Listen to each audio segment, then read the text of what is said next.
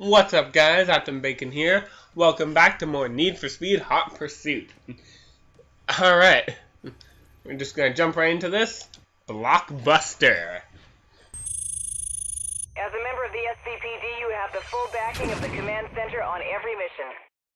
For this next mission, command has approved the use of local roadblock units. Calling in the units will set up a roadblock ahead of you and the suspect on the road. Any collision with the roadblock will cause the suspect heavy damage and slow them down, giving you an opportunity to move in. Well, that's how they're supposed to work anyway. Let me give the RX a. Alright. Now, I promise this is going to be the last episode of me snuffing and coughing. This is going to be the last episode I record tonight, and I should be all good by next recording session. Anyway, so we have 5 roadblocks available for this one. You can call in a roadblock, and it will spawn on a bit ahead of you. These are great for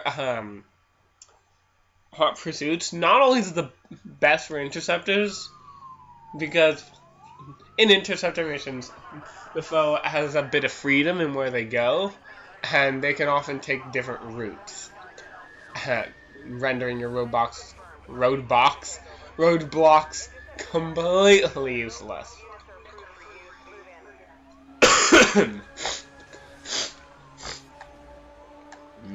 But let me just show how they work. Right off the bat, I'm just gonna summon one. Oh, nice powerful hit. T-boned.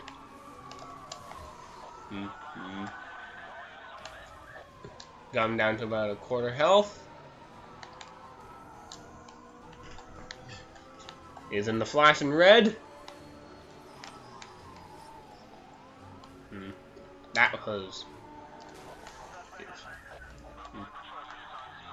That wasn't very productive. Those are the last 2 hits. Might as well close anyway. And down he goes. That really wasn't hard. These first few interceptors... That was a beautiful voice crack. These first few interceptors really aren't that tough, but they can become really brutal in later episodes. And I plan to show all of my screwing up. So, yeah, you can look forward to me getting very frustrated in some later episodes. My head's actually starting to hurt from talking so much. I just got better, so maybe I'm putting a little too much stress on my body right now. But, how bad can it be? Just playing my vocal cords out a little more than I maybe should be. Anyway, moving on.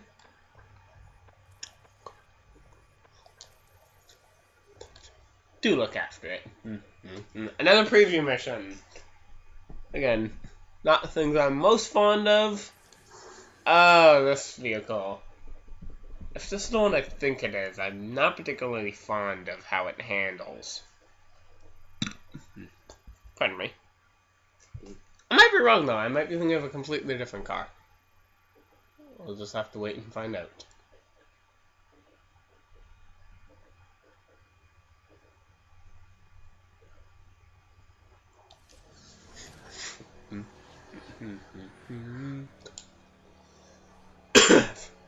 Definitely like how it looks. It's got quite a bit more color to it than some other cop cars. You are being evaluated on your response time. Proceed with caution.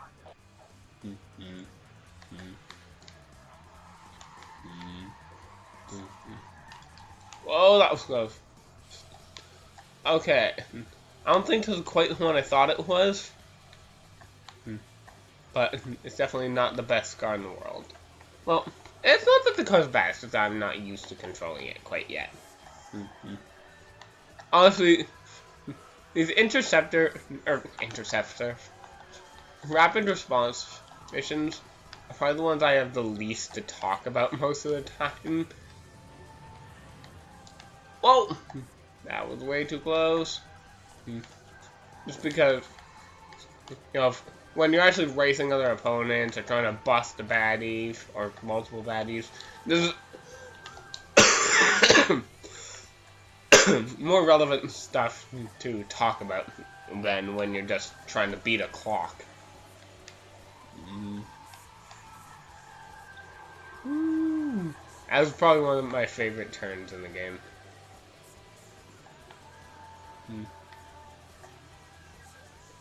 Whoa. I got really disoriented when I came off the edge of that jump. And I wasn't quite sure where my car was positioned. Woo. That was way too close. And I got some near miss for that, but that was not worth the risk. I mean, whatever. What am I talking about? Got less than a kilometer left. Oh my god. Oh my god. Oh my goodness. That was atrocious. That was absolutely atrocious.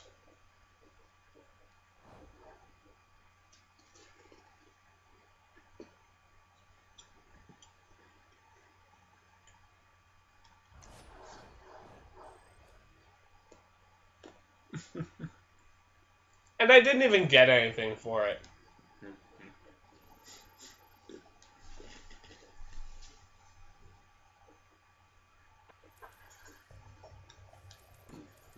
Still, something. Fighting dirty or breach of the peace.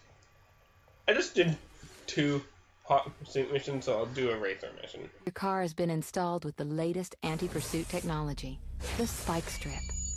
Based on SCPD technology, the system releases a lethal spiked strip from the rear of your car.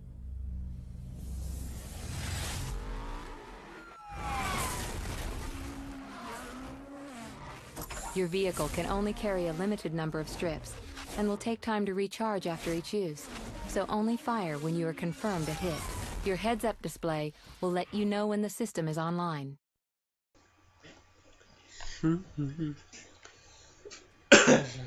These are a much more proactive weapon than the,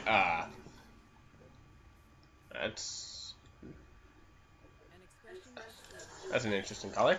Alright. The spike strips are a much more proactive weapon than the roadblocks are. Because you fire them directly as opposed to setting them up in advance.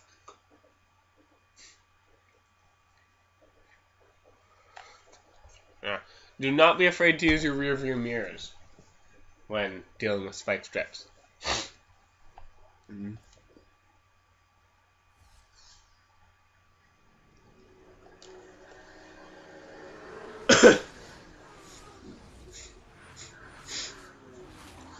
Hello. That almost looks like blood on the edges of that sign. Yeah.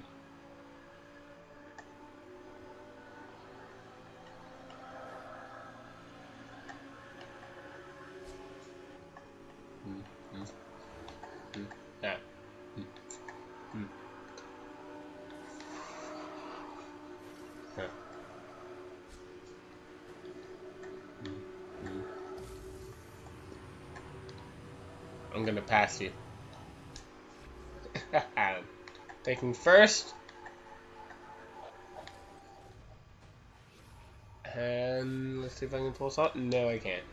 There's something I'm gonna try to do it at some point during this LP. It's really funny when you do it correctly. If you can line up just right, you can spawn kill the cops by lining up so that you ram them really hard right as they come into play. And you can destroy them before they're even a threat. Speaking of hitting the cops, though, that is how the spike strips work. Line up. You gotta get used to the fact that there's a very short delay. Alright, roadblocks coming into play. Just use my opponent racers to bust through that for me. Save me the trouble. Oh wow, I hit the car! Got a spike strip wreck. Oh yeah, I forgot to mention Rex / Bus if you're playing as a cop. That was close. Rex or Bus will fill up your nitrous gauge quite a bit, if not completely. So, if you're a bit behind, if you're a little ways behind the group, that was not a fellow racer. If you're a bit behind and you see an easy kill, then I'll help you get a little back.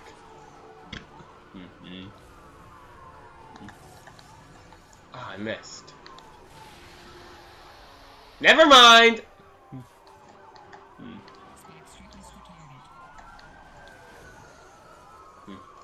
And that just happened. Now, when you get into using the spike strips as a cop, you want to be really careful. Because, well, this is true as a racer too, but I find it happens more frequently with the cops. It's very possible to, well, you can be hit by your own spike strips. And I find, especially when playing as a cop, it tends to happen quite a bit. Especially due to another weapon in the cop's arsenal that hasn't been introduced yet.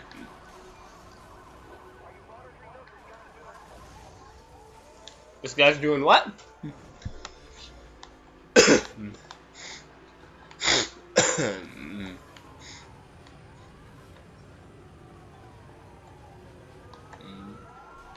Oh Jesus! I did not see that.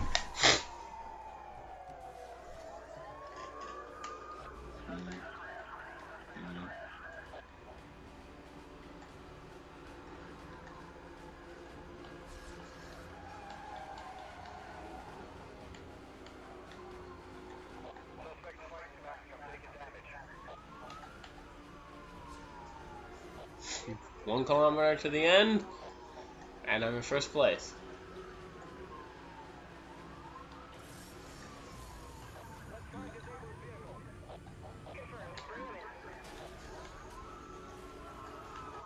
And we're out.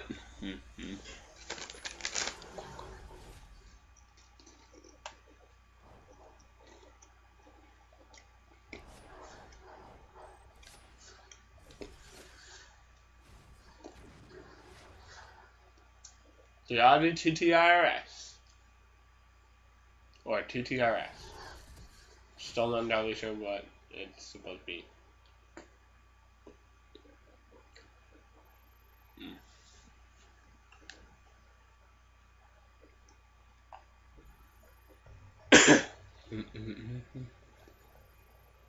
Unlimited driving pleasure. Future perfect.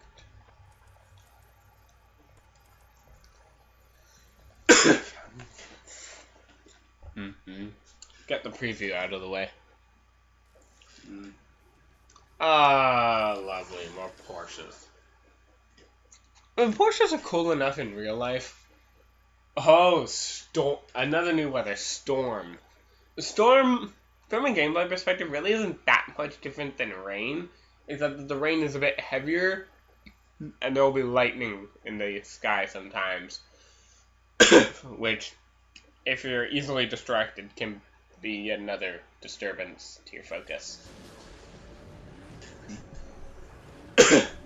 Honestly, the heavier rain is more of a problem than the thunder and lightning will ever be, though.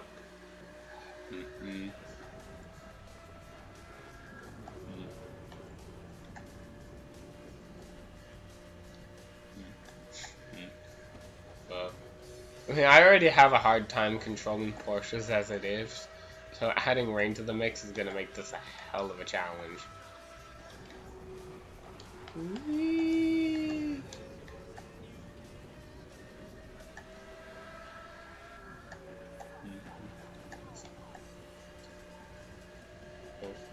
The thing how if you take your eyes off of the road immediately in front of you for like a split second, you can crash completely. Oh yeah, this isn't a rapid response, I forgot. Okay, so I don't have to be quite as uptight about all this driving, but it's good to keep that in practice anyway. This is what I'm talking about, shadow driving. It's a lot more fun when your car actually blends in with the night, because then you actually have a hard time seeing your car. And it's kind of silly, but it's fun.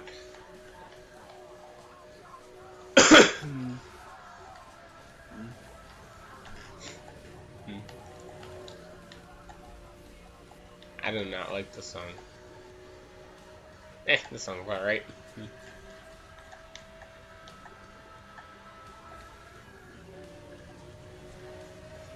Oh, that wasn't the finish line. I thought that those two lights were the I mistook those two lights for the marker flares that normally mark the finish line.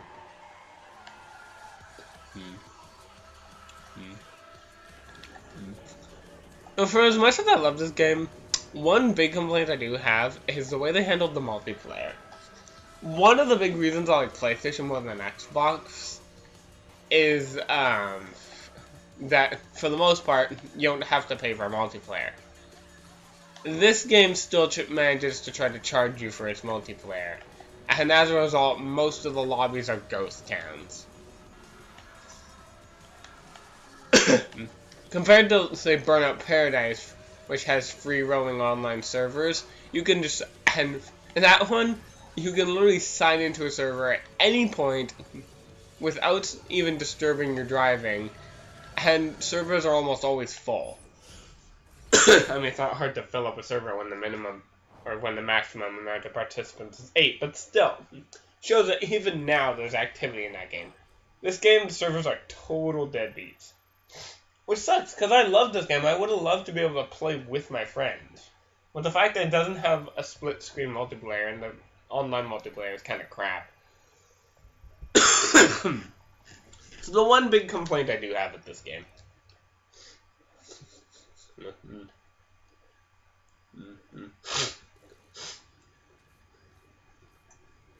And we're back to driving this thing.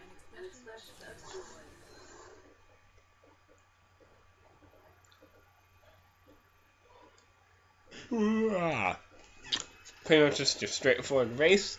And looking at the time, this will probably be the last race I do. So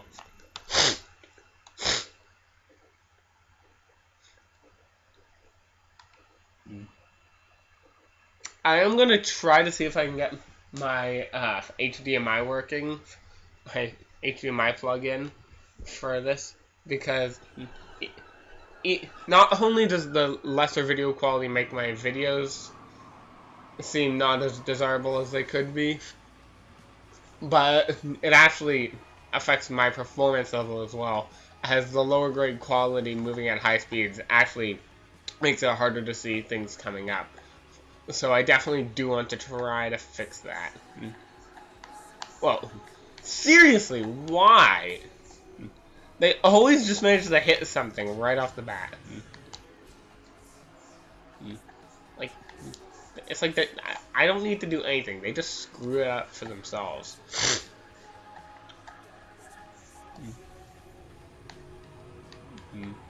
Whee!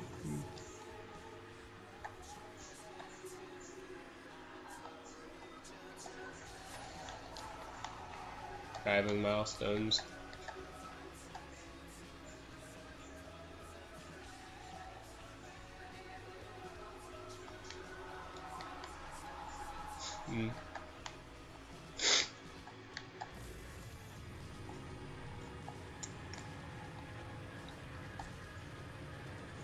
What's up, bro? I'm not sure if I actually finished what I was saying before. When I brought up how you look away for like a split second and it throws off, I don't know if I actually did say the second half of that or if I got distracted by something. But if I didn't say it, I was just going to say, it's basically the same way in the real world, so while most of this is not like real world driving, the matter of looking away for even a split second can cause a crash certainly is realistic. Which is why you should never text and stuff while driving. Whoa! Because stuff like that can happen. I mean, you really shouldn't. Speaking of dangerous driving, okay, so I like to go for walks a lot, right? And so I'm on my way home, and like walking along the side of the highway, and there's one car coming toward me is perfectly in line. Okay, whoa, I didn't see it. Okay, I'll try to demonstrate this. Okay, so imagine, so he's like this, perfectly in lane, and right as he passes me, he goes over the line. Okay, not that much, but he goes just over the yellow line just a little bit, missing me by like 3-4 centimeters, and then goes back into the lane again. Like, perfectly timed. So goes over the line right as he approaches me, and then goes back into his lane as he after going past. Almost as if he was intentionally trying to scare me. I mean, I don't think he was intentionally trying to hit me, but still. Speaking of hits that are unintentional. Still, though, that's ridiculously stupid. Pretty sure it's illegal, dangerous, and just plain rude. I mean, like, if I'd seen that he was going over the line frequently, I might have thought different. But he was perfectly in lane until right before he drove past me, and then was back to being perfectly in lane afterwards. Coincidence? I think not. With that, though, we win yet another race.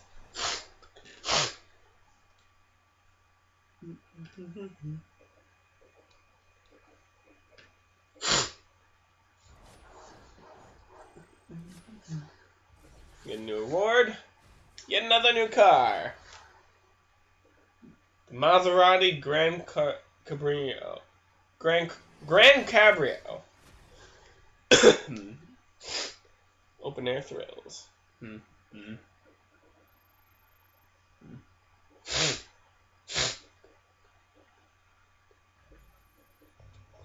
And with that, I'm gonna call it a night. This is Atom Bacon, signing off.